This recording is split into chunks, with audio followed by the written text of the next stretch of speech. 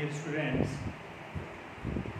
इससे पहले वाले लेक्चर में हमने पीरियोडिक फंक्शन और नॉन पीरियोडिक फंक्शन के बारे में डिस्कशन स्टार्ट किया था, जिसमें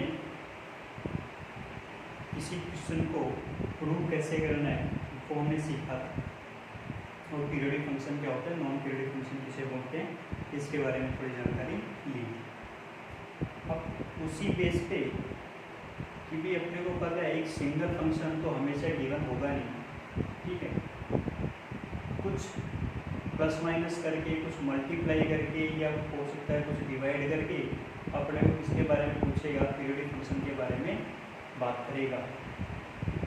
तो उसके लिए आपको सबसे इम्पोर्टेंट चीज़ है एलसीएम कैसे लेते हैं वो आना चाहिए।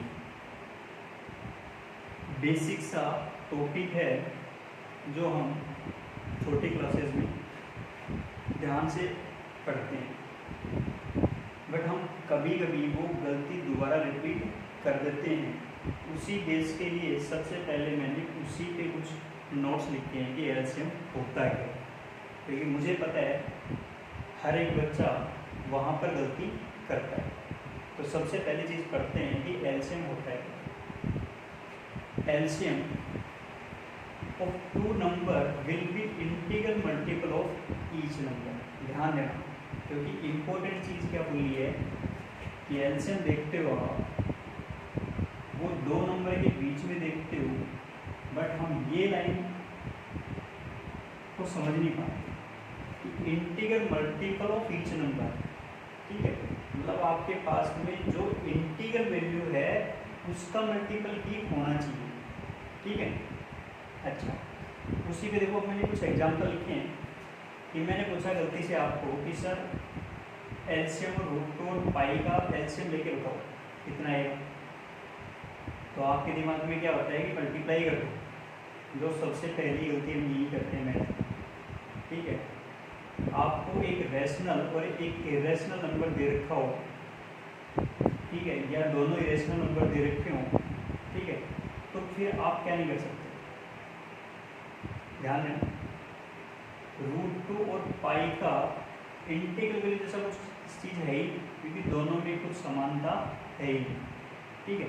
समानता क्या दिख रही है आपको कि भाई रूट टू इरेशनल नंबर है, ठीक है, तो आपके और पाई इरेशनल नंबर है। तो इम्पोर्टेंट चीज़ ये थी कि इन दोनों का कभी इंटीग्रल मल्टीपल हो ही नहीं सकता, हो ही नहीं सकता, ठीक है। तो फंडामेंटल पीरियड भी क्या निकलने वाला है कि ऐसा कुछ है नहीं, तो इन दोनों का एलसीएम एग्जिस्ट करता ही नहीं। तो मैंने क्या बोला कि डज नॉट एग्जिस्ट। इंपॉर्टेंट चीज़ है, फंडामेंटल पीरियड में आगे वाली पोर्शन में करवाता हूँ आपको। चलो, 2 पाई और 3 पाई। अब इन दोनों में एक चीज़ थी कि इंटीग्रल वैल्यू तो दोनों की दे रखी है, पाई दोनों में क्या दे रखा है, कॉमन दे रखा है, ठीक है। तो पाई पे तो आपको कुछ किया नहीं, लेकिन इनकी इंटीग्रल वाले पार्ट में गया तो इन दोनों का मल्टीपल, अगले ने बोला था integral multiple of each number, ठीक है। तो पाई पे कुछ चेंज नहीं किया, बट 2 और 3 का इंटीग्रल मल्टीपल कितना हो गया, 6। तो यहाँ पर अपने पास एलसीएम वो 2 पाई और 3 पाई कितना निकल के आ गया, 6 पाई। सेम ऐसी चीज़ें मैंने आगे लिखी है कि पाई और पाई स्क्वायर में बताओगी कि इन दोनों का एलसीएम क्या आएगा। अब फिर वही, अगर आपने गलती से बोला कि सर पाई कॉमन था, इसमें भी पाई कॉमन था, और फिर पाई रह गया ना एक पाई, तो पाई तो कॉमन ले लिया, कोई दिक्कत नहीं है आपने, लेकिन एक पाई तो फिर भी रह गया रिजर्वल। पाई तो खुद ही इंटीग्रल नहीं है, इसका मतलब फिर क्या हो गया, इसका भी एलसीएम डज नॉट एग्जिस्ट। वही चीज़ मैंने नोट की फॉर्म में लिखी है कि एलसीएम ऑफ रैशनल और irrational number does not exist. LCM of two irrational number in which irrational part is different, it does not exist। ठीक है, आप समझना कि दो इरेशनल नंबर लिए हमने रूट 2 और रूट 3। क्या इन दोनों में कुछ पार्ट कॉमन है? नहीं, दोनों डिफरेंट है, ठीक है। 1 1 आपने बोल भी दिया, बट मैंने क्या बोला, इन विच इरेशनल पार्ट इज डिफरेंट, तो दोनों का इरेशनल पार्ट तो दोनों में डिफरेंट है, इसका मतलब इसका LCM does not exist. LCM root 2 और रूट 18, फिर वो अगेन दोनों कैसे देखेंगे, रेशनल है, बिल्कुल सही बात है, irrational root 2 root 18 irrational number है। अच्छा, फिर रूट 18 को कुछ मैंने मैनिपुलेट किया तो आपको पता है 9 2 जा, ठीक है, 9 का रूट लिया, क्या निकल के आ गया 3 आ गया, 3 रूट 2। अब रूट 2 वाला पार्ट क्या हो चुका, दोनों में कॉमन हो चुका, तो रूट 2 कॉमन आ गया। सेम वही अपने पास 6 वाली चीज़ कि रूट 2 ठीक है, रूट 2 तो सही है। अब इसके इंटीग्रल मल्टीपल 1 और इसका इंटीग्रल मल्टीपल 3, तो 1 और 3 का मल्टीप्लाई किया, आगे कितना हो गया 3 रूट 2। इसका मतलब इसका एलसीएम क्या निकल के आया था 3 रूट 2। इंपॉर्टेंट चीज समझ गए बच्चों। अच्छा, फिर मैं बात करता हूँ कि फ्रैक्शन वाली चीज़ को कैसे कंप्लीट करते हैं। तो एलसीएम जब भी किसी फ्रैक्शन का ले रहे हो, जैसे 1/2 1/3 का, ठीक है, 3/4 5/6 का, तो उसके लिए हमें ये चीज़ पता है जो 9th 10th में हम पढ़ के आते हैं पहले, LCM of fraction is equals to LCM of numerator upon HCF of denominator. तो एलसीएम 3/40 सपोज और 5/6 है। अगेन दोनों क्या चल रहे थे, फ्रैक्शनल वैल्यू चल रही है। जैसे फ्रैक्शन थे दोनों फ्रैक्शन में, मैंने बोला न्यूमरेटर का, तो 3 और 5 का क्या लिया अपन ने एलसीएम, तो 3 5 का एलसीएम कितना हो गया 15, 14 और 6 डिनोमिनेटर उनका क्या लेना है अपने को एचसीएफ। 14 और 6 का डिनोमिनेटर का एलसीएम लेने पे कितना बन के आ गया अपने पास 2, ठीक है। तो अगली चीज़ ये दिमाग में रखनी है, पहले रैशनल इरेशनल चीज़ के बारे में ध्यान देना है, फिर उसके बाद में अपने को फ्रैक्शन वाली चीज़ के बारे में ध्यान देना। अच्छा, फिर हम नोट 4 की बात करते हैं। अब यहाँ से अपने पास पीरियड्स या पीरियोडिक फंक्शन के बारे में डिस्कशन स्टार्ट करेंगे। अच्छा, तो सपोज कोई दो फंक्शन आपके पास में मल्टीप्लाई होके आ रहे हो, एक का पीरियड सपोज t1 चल रहा है, एक का पीरियड सपोज आपके पास में t2 चल रहा है। ये दोनों पीरियड मिलाकर आपको बताना किसका है, hx का पीरियड बताओ। तो आपको क्या ध्यान देना है, जब भी फंक्शन मल्टीप्लाई होके डिवाइड होके या आपके पास में एफ एक्स प्लस माइनस जी एक्स फॉर्मेट में हो, तो हमेशा क्या करना है, एलसीएम लेना है। इनका जो भी डिफरेंट फंक्शन आपको दिख रहे थे उनका अलग अलग क्या निकालो, आप पीरियड निकालो और उन सबका क्या निकालो, एक कॉमन पीरियड निकाल के दिखा दो। कॉमन पीरियड निकालना मतलब क्या लेना आपको, एलसीएम लेना, ठीक है स्टूडेंट्स। तो सपोज कि फंक्शन ऑफ एक्स मैंने दिया साइन एक्स है, फंक्शन ऑफ जी एक्स मैंने सपोज कोस एक्स दिया, मैंने बोला sine x plus cos x इसका पीरियड बताओ, sign x minus cos x इसका पीरियड बताओ, sign x into cos x इसका पीरियड बताओ, sine x upon cos x इसका पीरियड बताओ। अब ये आपको एज इट इज़ याद रखने, ठीक है, क्योंकि इसका इसी वजह से लगा रखते हैं कि sine x plus cos x था एफ एक्स जी एक्स। साइन एक्स का पीरियड हमें पता है, ग्राफ अभी अपन ने पढ़ा था स्टार्टिंग वाले लेक्चर में, कितना 2 पाई, कोस एक्स का पीरियड अगेन 2 पाई, ठीक है। अच्छा, तो 2 पाई और 2 पाई, फिर इन दोनों का क्या लिया हमने LCM, LCM of 2 pi comma 2 pi क्या निकल के आएगा, पाई पाई कॉमन, 2 और 2 का एलसीएम क्या होता है भाई 2, ठीक है। तो वापस क्या आ गया पीरियड इसका 2 pi. Sine x minus cos x again वही चीज़ के देख, साइन एक्स का लिया कोस एक्स का लिया 2 पाई अगेन एलसीएम कितना आ गया 2 पाई। अब यहाँ ध्यान दो, sine x into cos x, तो sine x into cos x वाली चीज़ पे ध्यान दिया हमने। Suppose f x is equals to sine x into cos x, ये क्वेश्चन क्या कर सकता हूँ, ऊपर नीचे 2 से मल्टीप्लाई करूँगा, 2 साइन एक्स कोस एक्स क्या बन गया साइन 2x अपॉन कितना हो गया 2, ठीक है स्टूडेंट्स। अच्छा, अब ध्यान दो, साइन एक्स का पीरियड मैंने अभी बोला, साइन एक्स का पीरियड हमें पता है कितना होता है 2 पाई।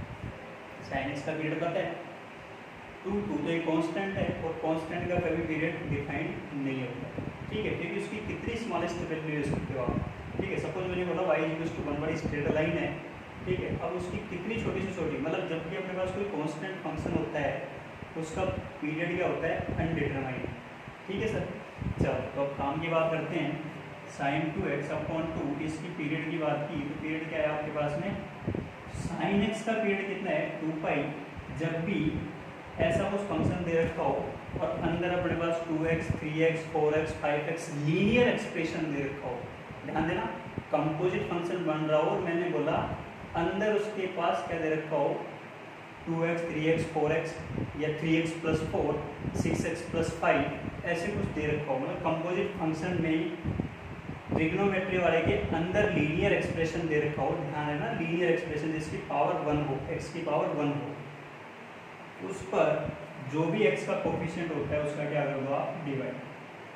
जैसे डिवाइड करेंगे तो x का कोफिशिएंट कितना दिख रहा है अभी 2 दिख रहा है, 2 से डिवाइड करो क्या निकल के आ गया आपके पास में पाई, तो इसका पीरियड क्या बन के आ गया आपके पास में पाई, समझ गए बच्चों।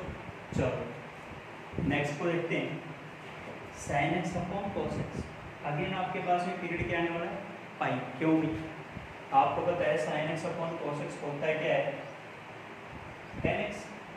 tan x का ग्राफ जब बनाते हो आप तो कुछ ऐसा बन के आता है -π/2 से लेके π/2 के बीच में, ठीक है स्टूडेंट्स, -π/2 से π/2 आगे बनाऊंगा तो फिर अगेन वही क्या होता जाएगा रिपीट, ठीक है, इधर बनाऊंगा तो ऐसे फिर रिपीट, ठीक है। अब लेंथ कितनी, वो ग्राफ आपके पास में कहाँ से कहाँ तक था तो बार बार रिपीट हो रहा था, तो -π/2 से π/2 मतलब लेंथ कितनी होगी पाई, पाई लेंथ आपके पास में ऐसी है जिस पर जो ग्राफ बन रहा था वो राइट में भी शिफ्ट करने पर सेम ग्राफ दे रहा है, लेफ्ट में शिफ्ट करने में भी सेम ग्राफ दे रहा है। इसका मतलब क्या होगा कि fx = tan x का पीरियड कितना हो गया पाई, ठीक है डियर स्टूडेंट्स। तो हमें ये चीज़ दिमाग में रखनी है। अब हम इसी बेस पे एक नोट और लिखते हैं,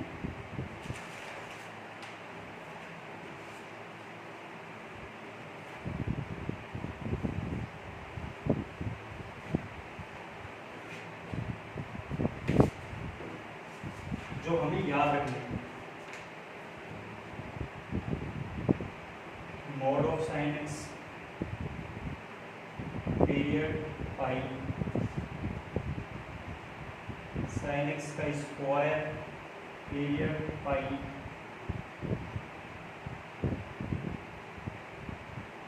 sin x का क्यूब पीरियड 2 पाई।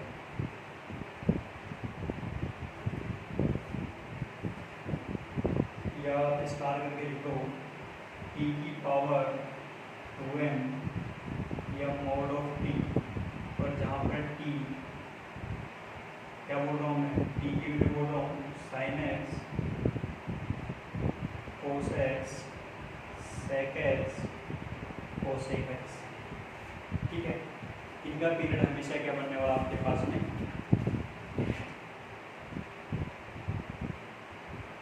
पाई, ठीक है डियर स्टूडेंट्स। तो आपको इनके बारे में तो ध्यान रखना ही रखना, ठीक है। मॉड cos x बोल दिया, mod sec x, mod cosec x बोल दिया, पीरियड क्या बोलोगे पाई, sin स्क्वायर x या cos स्क्वायर x या sec स्क्वायर x या cosec स्क्वायर x बोला मैंने, पीरियड क्या होगा पाई, sin cube x cos cube x sec cube x cosec cube x, period क्या होगा 2 पाई, ठीक है। तो वो ऊपर वाली चीज़ को मैंने शॉर्ट में लिख दिया, ठीक है स्टूडेंट्स। तो आपको सबसे इम्पोर्टेंट चीज़ इस लेक्चर में हमने सीखा एलसीएम क्या है, रैशनल इरेशनल, कैसे एलसीएम लेना है, फ्रैक्शन कैसे एलसीएम कैसे लेना है, और ये एलसीएम ले क्यों रहे हैं वो अपने बाद में लिख ही दिए, ठीक है। कि आपके पास में जब भी कोई दो फंक्शन दे रखे हों तो दोनों फंक्शन का क्या लेना है आपको एलसीएम लेना है, ठीक है। तो स्टूडेंट्स ये आपको दिमाग में रखना है।